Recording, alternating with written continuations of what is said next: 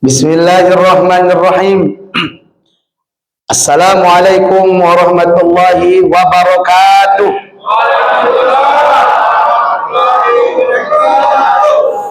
Alhamdulillah, alhamdulillahil qail. Laqad khalaqnal insana fi ahsani taqwim. Tsumma ssalatu wassalamu ala sayyidil mursalin, sayyidina Muhammadin wa ala alihi wa ashabihi rasulillahi ajma'in, amma ba'du. Alhamdulillah, bersyukur kepada Allah atas segala nikmatnya sehingga kita bisa kumpul, bisa duduk bersama, bisa bermuajahah, insyaallah melaksanakan sholat tarawih berjamaah.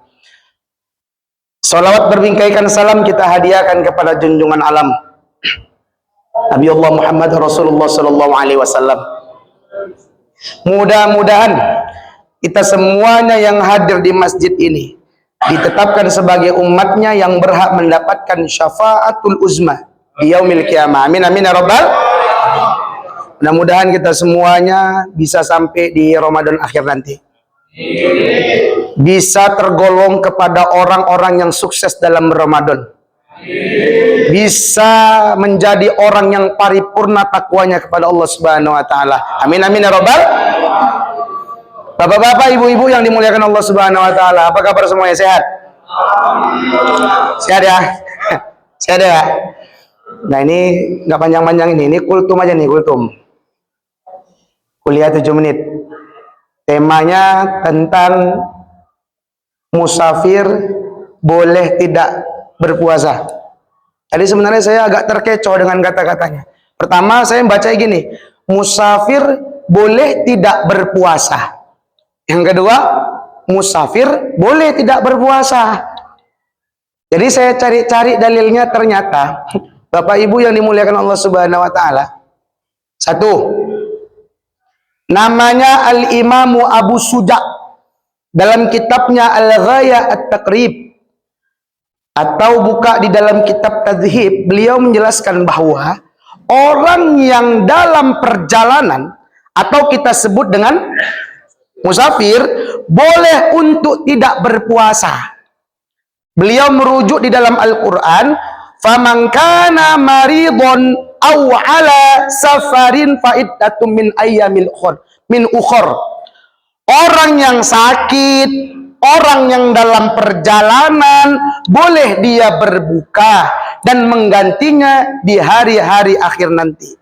Setelah Ramadan pergi meninggalkan dia, dia gantilah puasa itu sebanyak puasa yang dia tinggalkan. Jadi boleh. Boleh. Cuman ada syarat-syaratnya. Syarat-syaratnya apa? Di kalangan Imam Asy-Syafi'i, minimal jaraknya 80 km. Dan yang kedua, berpindah tempat. Jangan mentang-mentang 80 km, kita akumulasikan dari sini ke Amplas. Balik rumah kita, balik lagi kita ke Amplas, kita hitung 80. Boleh lah nggak puasa nih? Nggak ada cerita itu.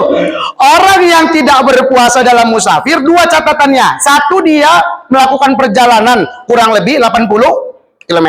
Yang kedua, berpindah tempat daerahnya. Jadi kalau Amplas kira-kira masuk nggak kategorinya? Nggak boleh. Nggak boleh itu. Jadi kalau misalnya pun dia dalam perjalanan, boleh nggak berpuasa? Boleh. Dalam hadis dari Abu Darda, ketika para rombongan Rasulullah melakukan musafir, perjalanan, kemudian para sahabat menutupi kepalanya dengan ya serban lah, macam gini lah, sebahagian. Dan ada dua orang yang tidak berpuasa tempo hari. Pertama Rasulullah Shallallahu Alaihi Wasallam, yang kedua Rawaha. Dan Rasulullah melaksanakan ibadah puasa tempo hari. Jadi nggak ada masalah.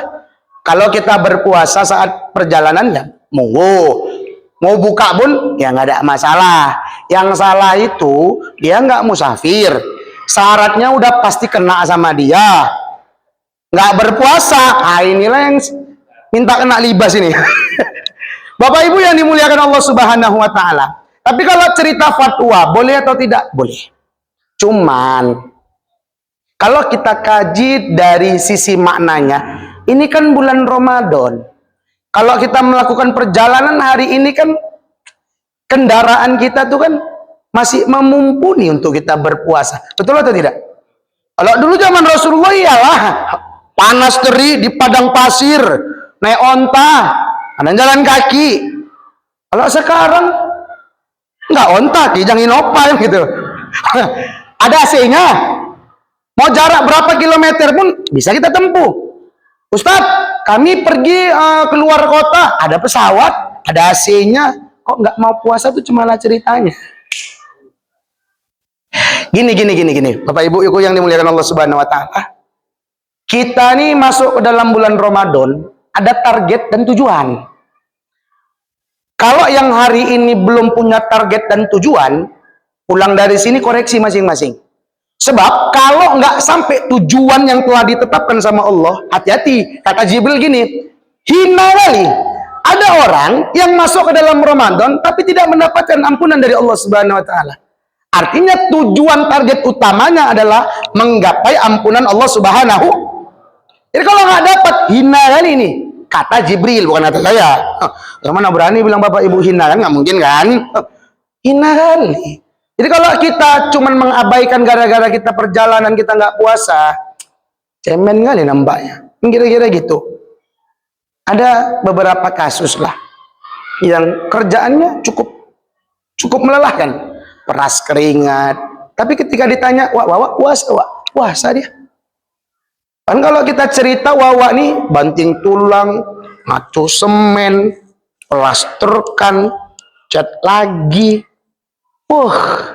Tuh keringat kalau bisa diperas keringatnya, kita peras keringatnya pun dapat kok. Ini wawak tuh safir di mobil, di pesawat, pindah tempat 80 km lewat.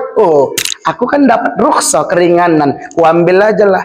Iya, secara hukum sah-sah saja. Cuman cemen kali lah kira-kira gitu. Bapak ibuku yang dimuliakan Allah Subhanahu wa taala, yuk sama-sama kita kembalikan target kita itu. Kita hadirkan target kita, tujuan kita, kira-kira jari telunjuk nih jadi target, letakkan 5 cm di depan mata kita. Gantungkan, jangan tempel. Jangan tempel. Gantungkan aja.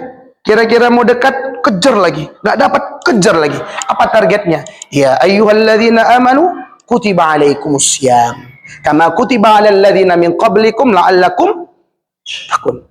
Mudah-mudahan kita semuanya bisa kuat berpuasa, apakah dalam perjalanan, apakah dalam keadaan sakit. Kita niatkan untuk menggapai ketakwaan kita kepada Allah Subhanahu wa taala. Kalau udah menjadi orang bertakwa, hati-hati jangan sombong. Orang bertakwa itu ya kira-kira ginilah. Bila diri ingin dikenang, semailah benih di tengah sawah, ambillah ilmu padi di ladang, tambah berisi tunduk ke bawah. Ambillah ilmu padi di ladang, tambah berisi tunduk ke bawah. Bertambah takwa kita, makin nggak sombong kita. Makin takwa dalam diri kita, makin nggak tegak badan kita berjalan. Makin takwa kita, makin baik kita sama tetangga kita. Makin takwa kita, makin semangat untuk melaksanakan ibadah puasa walaupun di dalam perjalanan. Amin amin ya rabbal. Nah, segitu aja lah. Mudah-mudahan ini bisa bermanfaat untuk kita semuanya. Sama-sama kita tarawih, melaksanakan ibadah-ibadah sunnah di malam-malam bulan Ramadan. Ila liqa, wassalamu alaikum warahmatullahi wabarakatuh.